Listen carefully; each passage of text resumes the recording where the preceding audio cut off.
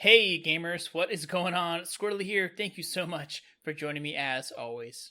I think we could pretty much all agree that for the last year or two, things have been pretty dark and gloomy for the Team Fortress 2 community. We've had tons of bot and cheater issues, which seems like it's been forever now. It's just kind of part of our daily lives, queuing up for casual, dealing with those. No major updates from Valve. We've had radio silence for Valve for so long. Also, things in the news, just other negative things going on in the world in general. It feels like TF2 has kind of just been in this really big slump, and no one's even thinking about the positive things or thinking about the future. So in this video, I'm going to do my best job to kind of flip your guys' opinion and hopefully say, let's look at the positive things, because there are finally some really big positive things coming for TF2. And I want to kind of do my best to pitch you guys on the idea that we don't need all these things from Valve. We really don't. We don't need major updates. We don't need all these crazy things. We don't need surprises, and we don't need all this energy coming from Valve, because the community will do its thing, and TF2 is going strong without all of this. And now we have proof of it, because the TF2 stats, the player base, are shattering records. And I'm going to go over that with you and kind of pitch why TF2, in my opinion,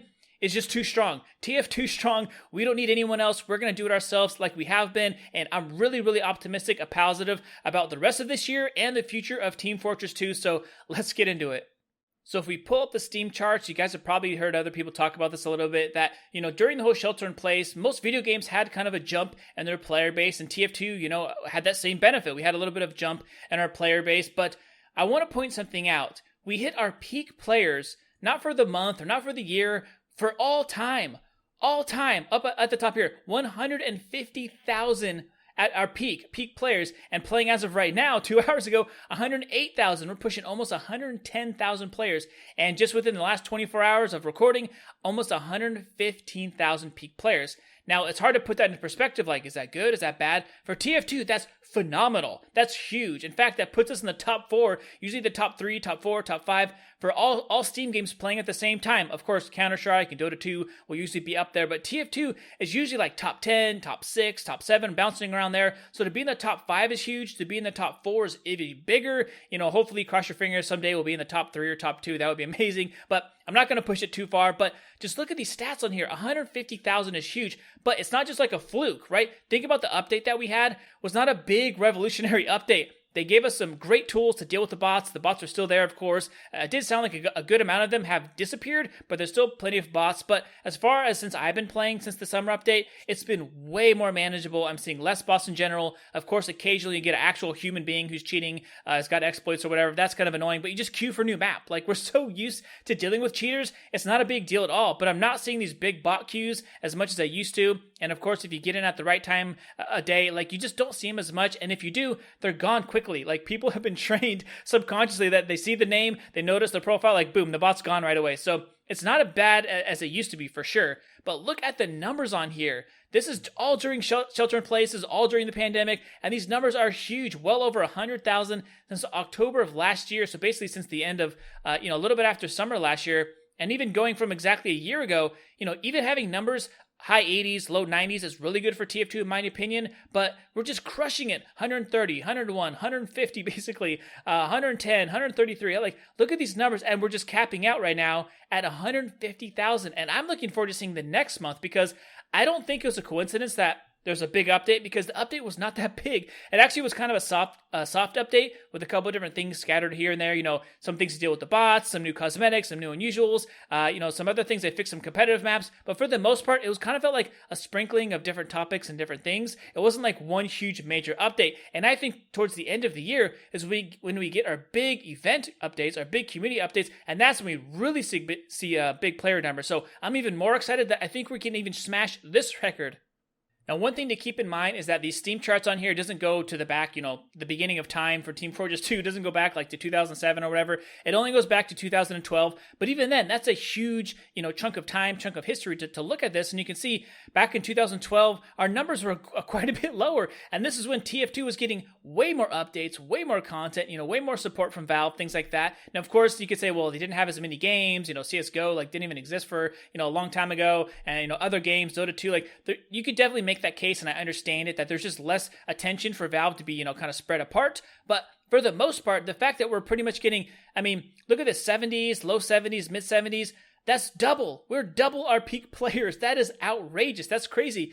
And although our average players kind of bounces around, I think that's okay. That's just so many things can happen, right? I don't think it's that big of a deal to focus on your average players. Of course, you want the average player base to be up higher in general, but the fact that we get these peak numbers is huge. That is a really, really big deal, because it might not be an average, of course, during different times of day, other countries and things like that. During the nighttime, there's less people on, less people doing things. People are also going back to work. So I don't think it's, really fair to do an average, because there's a lot of times just there's going to be way less people playing for whatever reason, right? People going back to school, back to work, like I said, whatever, sleeping. But if you look at those peak hours when everybody's on, when everybody's playing, that's where you get kind of a true representation of how many people are actually playing this game, like at its peak, at its best. So this number is awesome. You can see over here, basically over 25,000 than the previous month, a big jump from the month before that.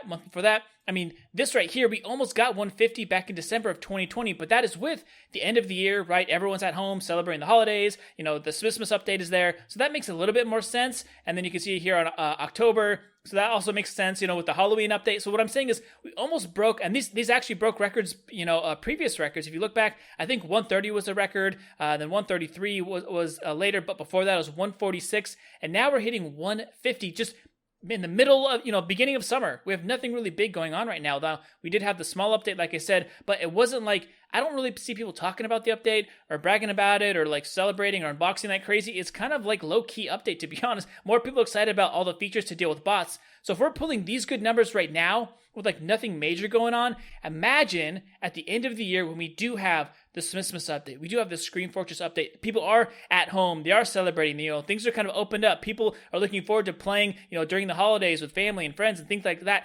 I would be thrilled if this could get up to like 160, 170. Now, maybe I'm shooting for the stars, but if we could get up to like 190 or 200, that would be unbelievable. Now, who knows, but that's crazy to think that we've over doubled our numbers from a year ago for peak players. Now, I'm sure it won't go that high. Maybe it'll go like 165, 175. That is still phenomenal. But I'm just trying to give you guys some positive news to look at. We don't need Valve to baby us. We don't need all these major updates to keep us interested. TF2 and the community is going to go strong no matter what. You got bots, you got cheaters, doesn't matter. Look at our player numbers. You have no updates. Valve doesn't talk to us. Valve doesn't care. It doesn't matter. Look at our numbers. The community will take over and just make this game, as amazing as possible, and we will take care of ourselves. All right, well, that's all I had for you guys. Nothing special. I just figured I would share some positive news because some of you aren't aware of this, and people just tend to be really negative online, especially with TF2. It's always doom and gloom and negative, and it's fun to, just badmouth the company and badmouth the game that you love. I don't know why, but anyways, this is just some actual proof, some solid proof that TF2 is going to go strong and live on no matter what. You cannot kill TF2 no matter how hard you try, no matter how many cheaters, no matter how many bots. We'll just figure it out. The community will take care of itself. Community servers, custom maps, leagues, whatever you can think of, we will figure out a way to make this game live on and be strong because we don't need Valve. I mean, it's kind of sad to say. I'm not trying to say we don't need you anymore, but we kind of don't. All of the updates are community driven. All the major, cosmetics and new things that come out on usuals are all community driven. I mean, for the most part, we could keep TF2 going forever, all from the community. And all they have to do, is quality check it, put it together, release it in an update or release it in a patch, and we're good to go for the rest of time, which is a great feeling actually to kind of be more free, from the big guys, and you can do your own thing. Valve trusts the community. Valve likes us enough to, to say, hey,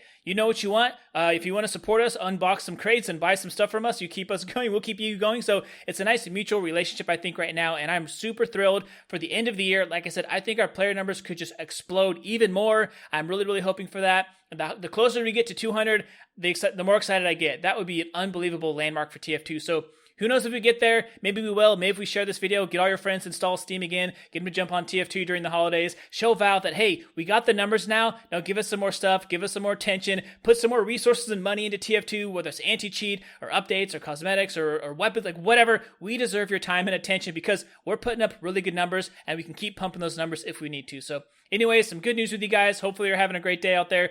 Take care. I will see you guys in the next video. And of course, don't forget to say hi and what's up if you see me in casual or a community server like Uncle Topia. So have a great one. See you soon. Peace.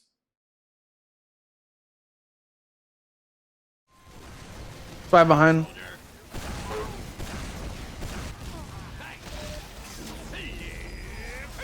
This is going to be fat. Yep.